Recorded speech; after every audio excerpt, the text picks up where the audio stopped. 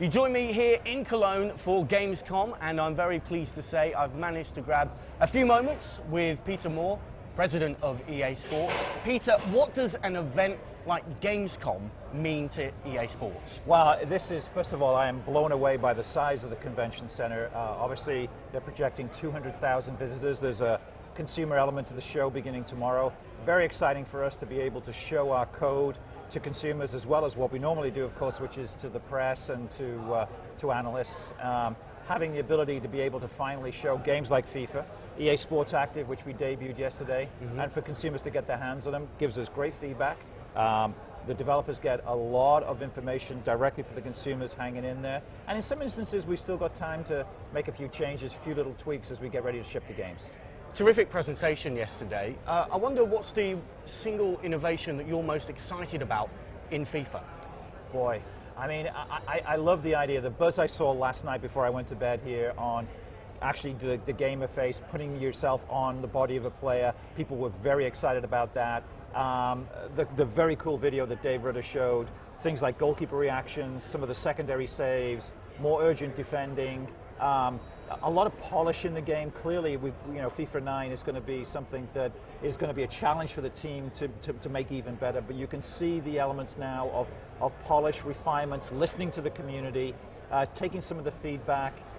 Again, I was reading some of the reviews this morning first thing before I left, and people excited about the sense of urgency was the word that kept going. Physical contact, defenders, shoulder charges, muscling players off the ball. You saw Rooney versus a couple of defenders, and having that physics, if you will, of a player like Wayne Rooney, very physical player, should be stronger in the tackle against some defenders, even of his own size, and we're building that in now. So I think that combination of being in the game itself, the classic Be a Pro, more urgent defending, better goalkeeper AI, and then getting the polish on all the other things that the community's been asking for since FIFA 09. Now, every season, every team has something new, a new shirt or something else to attract the fans or to appeal to the fans. In a few weeks' time, Football World will be revamping. Yeah. And with Football World, with the game itself and the community, you've got a synchronization there of the game, the community, and the web. Is that the future of gaming? I think so. I think we're seeing games, we're used to seeing games on a disc as a physical product we ship. Yes, we update them. More recently, we're beginning, daily updates, whether it's live season on FIFA or whether it's dynamic DNA and NBA. But games are evolving into a service, and I think the future is 365 days a year, 7 days a week, 24 hours a day.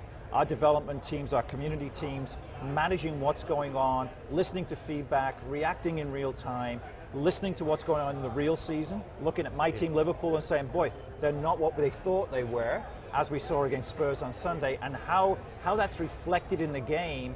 Hopefully tonight we get a win against Stoke, but how has that been reflected in FIFA 11 or 12 or 13 since the game at White Hart Lane on a Sunday, and now injuries, Carragher, Skirtle, young kid Ayala coming on, is he in the squad? All of these things, as we as football fans live and die for every 24 hours, needs to be reflected in our game itself. And so games as a service is coming.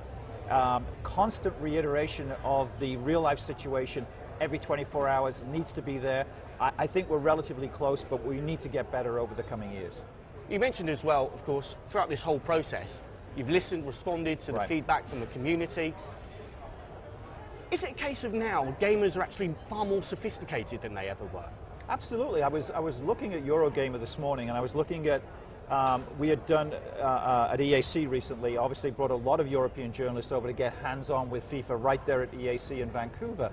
And then there was 5-page preview of the top line, this is what we're seeing in the game, and then 200 to 300 comments from the community overnight almost saying, I'm glad they're addressing this, but I really want them to look at this. The cheating AI, which I've got to figure out what that really means, was a common theme I saw about 50 threads down.